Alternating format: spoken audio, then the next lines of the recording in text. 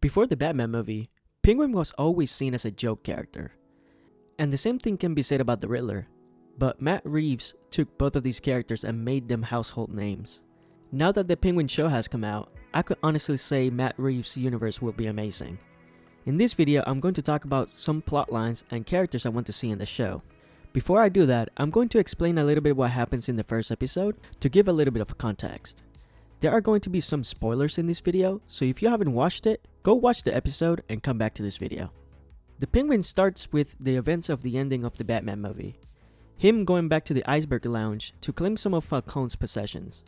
You know, because he's dead. That is where he runs into Alberto Falcone, Carmine Falcone's son. And with this, we see the Penguin's greatest strengths, talking his way out of things. Alberto confronts Oswald about him stealing his dad's stuff, but Oz exclaims that he just saved them a trip because he was about to send him the jewels his way. Then Oz invites him for a drink. This is when Alberto makes fun of him for a story that makes him look like the story's hero. This is when I realized that this show was going to be amazing, because Oswald just pops him immediately. You can tell that Matt and his team did their research. The reason the Penguin is so scary in the comics is because of his insecurity. The slightest bit that he sees someone disrespect him, he makes their life living hell. And this is clearly seen in the comics, Penguin, Pain and Prejudice. If you haven't read it, I highly encourage it. You can tell how insecure he is that he needs to be seen at all times, even having a purple card that screams, "I am the Penguin." When he gets called to the family meeting, Vic, who is a kid he just hired, is super scared because, you know, he's going to the Falcone's mansion. Oz tells Vic that they only do meetings to make themselves feel big, and as long as he keeps himself small, there is nothing to worry about. So, with the first season on the way, we can see that the show is going to be about organized crime in Gotham, exploring some of the clever ways Oswald works to become the Dawn of Gotham City. And I love this. A lot of people compare it to The Sopranos, and if you have watched The Sopranos, you know the show is going to be amazing. Once the show is over, I can make a more extensive review. If you want to see that video, let me know in the comments down below. With the first episode over, I'm going to explain some plotlines and characters I would like to see. We know the approach the show is taking, so these characters I'm going to mention are characters that I want to see in future projects, either in the Penguin show or in the upcoming Batman movies. In the Penguin, the main mob families are the Maronis and the Falcones. They even mention the Odessa mob briefly. And we even see another villain with Sofia Falcone, aka the Hangman. She was one of the characters I wanted to see in the show, and Matt delivered. Sticking with organized crime, the first character I want to see in the Penguin is Roman Sionis, aka the Black Mask. Roman was born to a wealthy family that owned Janus Cosmetics. Roman was dropped on his head as a baby, and this caused him to have all sorts of mental problems. Roman parents were the kind of parents who only care about their public image rather than their own son. So Roman had a pretty bad childhood. Roman was obsessed with masks because he knew that whenever his parents would have meetings with high society people, they would put on a mask of politeness and courtesy, even though deep down he knew that they only did that to achieve a higher economic status.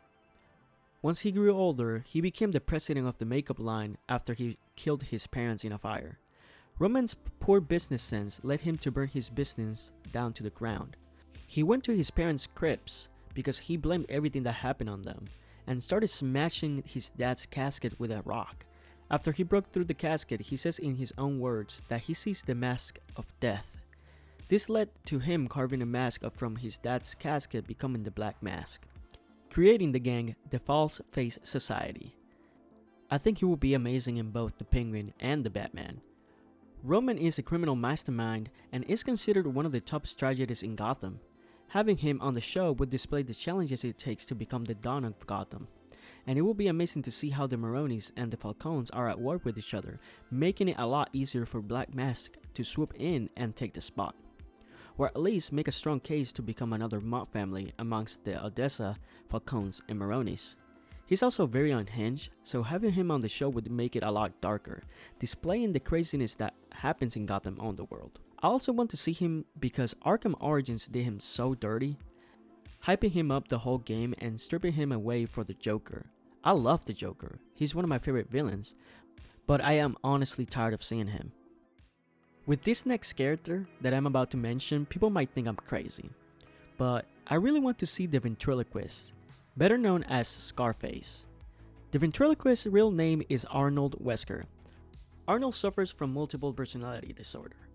Arnold was a very timid orphan whose deep repression erupted in a bar fight, resulting in him getting sent to Blackgate Prison. There, he encountered the puppet named Scarface and quickly murdered the puppet's creator. After these events, the two became inseparable. The crazy thing is that, in the comics, people think that Arnold uses the puppet as an excuse to do heinous things, but Arnold really believes that he is the servant of Scarface, who is forced to do his bidding. I want to see him on the show because he is one of the characters that has basically been forgotten with time. He could be the character that could change the way Batman sees things. For example, in recent movies, Batman defeats every one of his villains by fighting. The ventriloquist could be the villain that could change this. I love Batman because he's a character that helps the people in need of help. We can see this in the show Caped Crusader, when he protects a little girl even though she murdered a bunch of people. Or in the DCAU, when Batman sits with a little girl that is about to die to keep her company. And Arnold could be another of these characters. A character that instead of having to beat physically, could be talked to. Show some compassion to someone who needs help mentally. I remember watching Batman the Animated Series and the Batman show that came out in 2004, and the ventriloquist was a recurring character. I would see him a lot, so getting him on the big screen will make my inner child very happy. The next character I want to see in the Penguin is Warren White, aka the Great White Shark. Warren is not a very well-known character, but could work perfectly in the Penguin show. Warren was a crooked investor who falsely pleaded insanity to avoid prison time. In Arkham, he was brutally assaulted and bitten, until one day he was locked in a refrigerator long enough to give him frostbite and deform him into looking like a shark.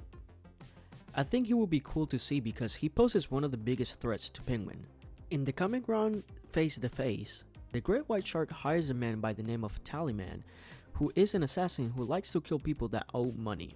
The Great White Shark hired him to wipe out the people who work for the Penguin, to weaken him and take the city of Gotham for himself. I don't want to see exactly this. I want to see how Matt explores Arkham Asylum. The Great White Shark is known to be the boss in Arkham and runs the streets from the asylum. So we could see something like that in the Penguin or later in the Batman movies, exploring the corruption in various places, one being Arkham. Since Matt was able to make the Riddler and the Penguin household names, I know Matt will do an amazing job with the Great White Shark. Now the character I want to see the most is Tony Zuko. I want to see him for obvious reasons. I don't necessarily care about the character that much, I care more about what comes with him. If you don't know who Tony is, he's a low-level mobster in Gotham that goes around collecting money for the mob as protection. One day, he goes to Halley's circus to collect protection money. When the owner refuses to pay, he decides to sabotage the main event of the circus, killing the Flying Graysons, leaving Dick Grayson as the only survivor. That is the reason I will love him on the show. He's the catalyst for Robin's origin, so if we get him on the show, then the probability of seeing Robin on the big screen increases, and it's an organic way to do it. I don't think that any of these characters will be in the first season of the Penguin show, but with their massive success, they can definitely make a couple of seasons, slowly working with the origins of each character, making it feel more structured and planned out, rather than having everything packed up in one whole season.